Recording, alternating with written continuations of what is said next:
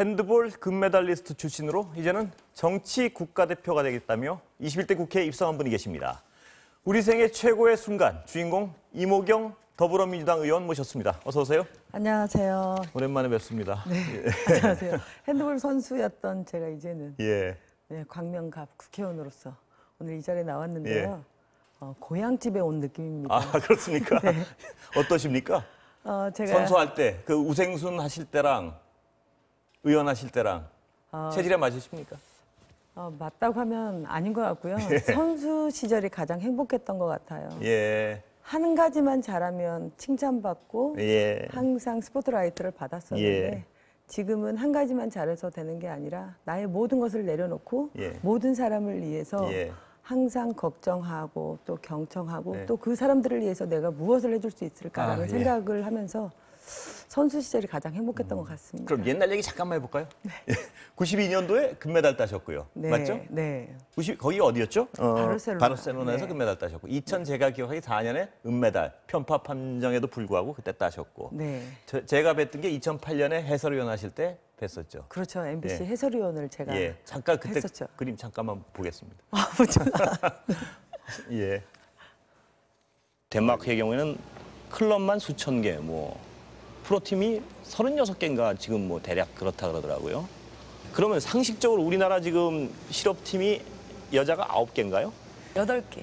8개 팀인데 수천 개 클럽과 수십 개 프로구단을 가진 나라하고 이 정도의 대등한 경기를 해가지고 하는 건 상식적으로 잘 불가능한 일인데 어떻게 가능한가요, 그게? 그 영특한 면이 틀려요. 이 머리 쓰는 부분이. 이거는 제가 진짜 하면서 느낀 건데 유럽 선수들은 등치로 하고 그렇게 하지만 요령으로. 제가 듣기로는 핸드볼이 한대볼. 제가 짐작하는 그 뜻이 맞죠? 찬대라는 한대볼. 보다 보면은 대단히 박진감 있고 재밌단 말이에요. 근데 왜 올림픽만 끝나면 이렇게 관심받게 나나요? 첫 번째 이유. 우리 전용 경기장이 없어요. 수도권에 체육관이 없어서 경기를 할 수가 없어서 자꾸 지방으로 밀리고 그다음에 텔레비 중계가 한번 나가더라도 낮에 나가기 때문에 핸드볼 경기장 하나 있으면 일단 야간 경기로 돌릴 수도 있고 2003년 세계 선수권대회 때까지 드시고 싶은 것도 마음대로 못 드실 정도로 재정 상태가 열악했다는 얘기도 들었어요. 맞습니까? 저희가 진짜 김치찌개를 끓이는데 열무김치만 넣고 김치찌개를 끓였어요. 그리고 어느 날 한번 준결승전이었나? 선생님들이 고기를 한번 사다 주셨는데 남미에다가 많이 끓여가지고 다 한 그릇씩 먹었어요. 그리고 경기를 마치고 그 김치찌개 그 돼지 국물을 먹기 위해서 기억나? 막 뛰어들었어요. 진짜 농담이 아니라. 그런데 우리 오성욱 선수가 혼자 제일 먼저 와서 다 먹은 거예요. 어떠십니까? 12년 만에 보시니까. 감회가 새롭네요. 제가 저랬었나요? 인프라 부족으로 인해서 많이 힘들 때가 있었죠. 말씀하신 대로 한대볼이라는 소리를 들었지만 한대볼이라는 소리를 들었기 때문에 헝그리 정신이 있었기 때문에 또 큰 결과를 만들지 않았나 그 시절에는. 하지만 지금은 시대가 많이 변해서 선수 인권 보호 차원에서 많은 시스템이 또 제도화되고 법화돼서 지금 많이 달라졌습니다. 많이 달라졌습니까? 네, 달라지고 있습니다. 그런데 그동안 어떤 스포츠 영웅에서 정치 안 한다 말씀을 많이 하셨던 것 같은데요. 왜 하시게 됐습니까? 제가 처음 하게 된 거는 2016년 국정농단이죠. 참으로 열심히 하고 있는데 잘한 사람에게는 칭찬을 해주고 잘못한 사람에게는 체벌을 해주는 게 저는 정답이라고 생각하는데 어느 한 선수, 어느 특정 인물로 인해서 열심히 하는 모든 사람이 같이 욕을 먹고 있더라고요. 그래서 노력을 해서 한 계단 한 계단 올라가는 저에게는 너무나 힘들었고 또 노력해서 미래를 향해서 꿈을 향해서 노력하는 모든 선후배들에게도 너무나 참혹한 순간이었던 것 같아요. 그래서 그때 마음이 많이 좀 무거웠었고 그 시기에 또 정치 제안을 좀 많이 받았던 것 같습니다. 그런데 이 어떤 좀 삐딱하게 보시는 분들은 체육하시는 분들이 무슨 정치를 할 수 있나 이렇게 보시는 분도 있는 것 같습니다. 거기에는 어떻게 보십니까? 제 자신도 충분히 그렇게 생각하시는 분들을 이해는 합니다. 미디어에 비춰지는 모습은 항상 코트 안에서의 모습밖에 국민들은 보지 않았기 때문에 운동이나 잘하지 왜 정치에 이런 말씀들을 많이 하셨어요. 저 또한도 운동을 하면서 가장 듣기 싫었던 말이 가난하고 공부 못하는 사람이 운동한다. 아, 이런 옛날 말씀들, 얘기죠. 이런 말씀들을 그런 하셔서 말씀 요새 하는 분이 계신가요? 그래서 예. 대학을 선택했고 그리고 해외를 14년 동안 갔다가 한국에 들어오자마자 예. 컴백해서 바로 또 공부를 시작했습니다. 예. 그래서 박사 학위까지 이렇게 받는 그런 과정을 걸쳤었는데 사람들의 편견을 깨기 위해서는 말보다는 행동으로 보여주는 그런 모습인 것 같아요. 저는 충분히 그러한 국민들이 말씀하시는 부분을 제가 이해하고 존중할 수 있을 것 같아요. 그래서 그 존중하는 부분을 이제는 코트에서 믿음과 신뢰를 가지고 우리 핸드볼에서는 믿음과 신뢰가 없으면 볼을 예. 주고받고 할 수가 없거든요. 그런 것처럼 정치에서도 국민과 소통하면서 믿음을 드리고 믿음을 받고 그리고 저에 대한 편견을 깰 수 있도록 제가 그렇게 하겠습니다. 그런데 그 말씀하셨어요. 그 우생순 그 몇십 년 동안 운동보다 이번 선거 운동이 더 힘들었다. 뭐가 제일 힘들던가요, 그렇게? 일단 그 말 한마디가 힘들었어요. 예. 상처.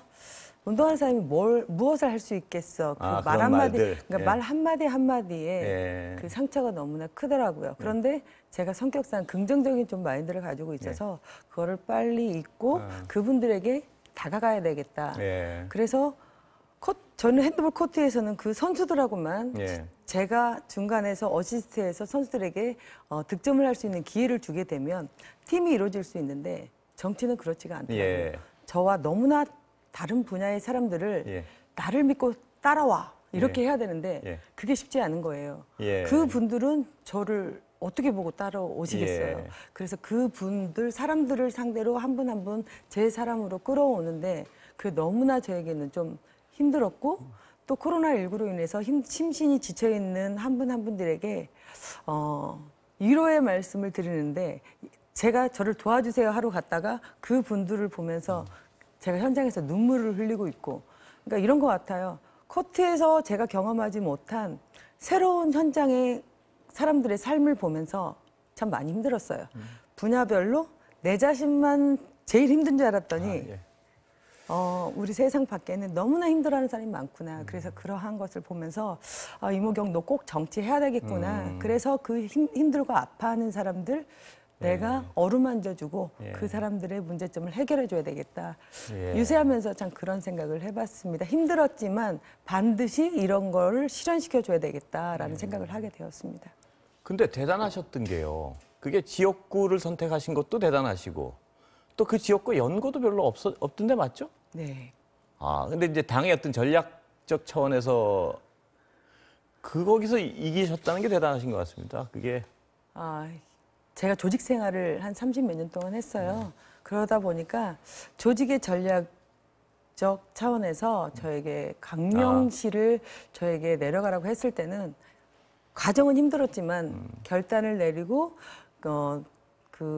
그러한 부름에 따랐을 때는 각오를 했습니다. 예. 그러니까 조직 생활이 얼만큼 중요하냐에 따라서 더불어민주당 중앙당에서 저에게 지침이 내려왔을 때 조직에 누가 되지 않도록 또 대통령에게 또 국민에게 진짜 누가 되지 않고 도움이 되는 사람이 되어야 되겠다. 그런 마음가짐을 먹는데 첫 번째는 힘들었지만 막상 전혀 연고지가 없는 데를 가서 보니까 연구가 또 되어 있더라고요. 그래요? 네. 고향 선후배님들도 많고 그래요. 또 제가 봉사활동으로 몇 해 갔는데 그곳이 강명시였어요. 예. 그래서 또 강명이라는 한자를 풀어볼 때 네. 빛이 나고 예. 밝다. 예. 그래서 제가 다른 사람보다 좀 밝게 사는 성이에요. 그래서 강명에 빛을 밝히러 예. 왔다. 예. 긍정적인 표현입니다. 예. 네, 그런 차원에서 연고지가 없지만 예. 반드시 주민과 소통하는 사람으로서 예. 잘하고 싶은 마음입니다. 예. 자, 잘하고 싶으신 마음은 뭐 제가 옆에서 딱 봐도 굉장히 느껴지시는데요. 구체적으로 어떤 법 만들고 싶으신 거예요? 법은 일단 제가 체육인인 만큼 예. 학교체육진흥법과 또 국민체육진흥법 일단 제가 1, 2호 법안으로 냈었는데 예. 학교체육진흥법 같은 경우는 학교장이 좀 더 책임하에 최근에 아이들에게 척추측만증 예. 또 아이들의 그 청소년 비만이 결국은 성인 비만으로 이어지면서 합병증이 예. 늘어나고 있어요. 그래서 학생들의 척추측만증이 계속 앉아서 공부만 아이들에게 예. 나오는 거거든요. 그래서 학교장이 좀 더 체육 활동을 할 수 있게 네. 그런 관리 감독을 해주고 또 아이들의 폭력과 성폭력 이러한 거를 방지하기 위해서 학교에도 CC 카메라를 좀 설치할 수 있도록 학교체육진흥법에 제가 조금 법을 개정했고요. 예. 그다음에 두 번째는 국민체육진흥법이라고 해서 저희가 폭력과 성폭력이 또 스포츠 현장에서 많이 일어나고 있잖아요. 그 선수들이 인권 보호 차원에서 훈련하는 그러한 부분들이 다 오픈된 곳에서 할 수 있도록 문제가 발생하지 않도록 또한 지도자들도 보고 있다. 그래서 형평성에 맞게 좀 해달라는 그런 차원에서 카메라 설치를 의무화하는 거를 법을 개정했습니다. 그 아이들 운동은 의무적으로 시켜야 된다는 말씀이신가요? 네, 사람들의 인식이 아이들에게 체육은 체육으로 보는 게 아니라 체육은 교육이라고 저는 봐줬으면 좋겠어요. 그렇습니다. 네. 굉장히 중요한 말씀인 것 같습니다. 아이들이 제가 자녀를 키워본 입장에서 우리 아이에게 공부 잘하는 딸과 건강한 딸을 요구한다면 저는 건강한 제 딸을 요구할 것 같아요. 아이가 아플 때마다 부모들은 한숨도 잠을 못 잡니다. 그런 것처럼 아이들은 뛰어놀면서 건강한 신체를 가지고 건강한 생각을 할 수 있게 해주는 게 저희 어른들의 역할인 것 같아요. 그래서 체육은 체육으로 보지 말고 교육으로 봐줬으면 좋겠다. 학교 체육을. 그렇게 말씀드립니다. 공부 잘하는 것과 건강한 것이 구분이 되는 배치되는 게 아니고 어떤 실험 결과도 보면 하나죠. 하나라는 실험 결과가 많더라고요. 뛰는 아이들이 의무적으로 뛰게 한 아이들이 더 어떤 학업 성적도 높고요. 성취도도. 유럽에서랑 미국에서 그러한 사례들이 다 나오고 있죠. OECD 국가에서 가장 움직이지 않는 학생 나라로 대한민국이에요. 꼴찌를 차지하고 있더라고요. 그런 거를 봤을 때 우리 아이들에게 좀 더 뛰어놀 수 있는 그러한 환경을 만들어주는 게 우리 어른들의 역할인 것 같아서 좀 추구하고 있습니다. 그러니까 의무적으로 어떤 학교 교육 현장에서 아이들이 일주일에 몇 시간 이상은 공부를 못하고 뛰게 이런 생활체육을 할 수밖에 없게 만들어야 된다는 말씀이시죠? 그건 아니고 학교 수업에 체육 수업을 의무적으로. 저희가 좀 의무적으로 좀 더 교장 선생님이 관심을 갖고 관리 감독하에 좀 더 뛰어놀 수 있는 체육 수업을 좀 늘리고 그다음에 정규 수업이 끝나면 스포츠 방과후 스포츠 클럽 같은 거를 저희가 사교육비를 내고 지금 하고 있잖아요. 사교육비를 내지 공교육 않고 차원에서 그걸 해야 된다는 말씀이시죠? 공교육 차원에서 학교에서 아이들이 뛰어놀 수 있는 그런 스포츠 클럽 활동을 학교에서 시켜주기를 저는 원하는 거죠. 저는 하여튼 개인적으로 100% 찬성하는 법안 내용입니다. 네, 한 표 얻었습니다. 근데 아까 말씀하신 스포츠 분야에서는 왜 성폭력이 이렇게 많은 건가요? 다른 분야도 마찬가지인데 드러나서 그런가요? 아니면 왜 그렇다고 생각하세요? 문제점이 뭐라고 생각하시는 건가요? 과거에 주먹구구식으로 배워왔던 사람들이 또 지도자가 되어서 이렇게 절차를 밟는다 이런 말들이 있지만 성인지 교육 프로그램 같은 게 좀 많이 좀 부족했던 것 같아요.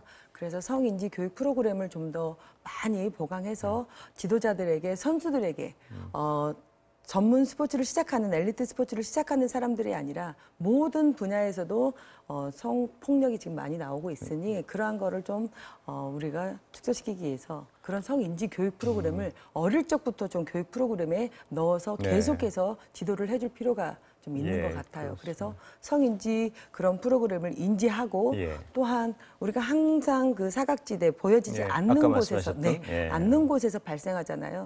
그래서 락카 안에까지는 우리가 카메라를 CC 카메라를 설치할 수는 없지만 락카 밖에다가 카메라를 설치한다라면 누가 드나드는지 보일 테니까요. 누군가가 드나드는 걸 볼 수 있으니까 되도록이면 선생님 지도자들은 그 안에 들어갈 수 없도록 그렇게 했죠. 모든 그 CC 카메라 안에서 선수들과 지도자들의 그런 환경이 이루어졌으면 하는 바람에서 그렇게 생각을 합니다. 빨리 그런 법안이 만들어져서 진짜 운동하시는 분들은 운동에 전념할 수 있고 아이들은 정말 좀 뛰어놀면서 공부할 수 있고 그죠? 시간은 다 됐는데요, 임 의원님. 마지막으로 어떤 이제 정치인으로서 어떤 역할을 하고 싶다 이 말씀으로 끝내주시죠. 국회에 들어오자마자 더불어민주당 독식했다 이런 말들이 나오고 있더라고요. 절대적으로 혼자 먹으려고 독식한 게 아닙니다. 나눠 먹기 위해서 더불어민주당은 계속해서 협치를 원했지만 갈등이 계속해서 이루어지고 있더라고요. 스포츠 안에서도 갈등만 일어나면 절대적으로 최고의 경지에 오를 수 없습니다. 계속해서 지금 코로나19로 인해서 국민들이 힘들어하고 있는데 서로 협치하는 그런 생존 효과를 좀 발휘하면서 좀 잘 해나가는 게 첫 번째 우선인 것 같아요. 제가 네. 어떠한 법안보다는 네. 여야가 손을 잡고 국민의 민생을 먼저 챙기는 그런 국회를 제가 중간에서 매개체 역할을 하고 싶습니다. 좋은 정치인 되시기 바라겠습니다. 네, 감사합니다. 감사합니다.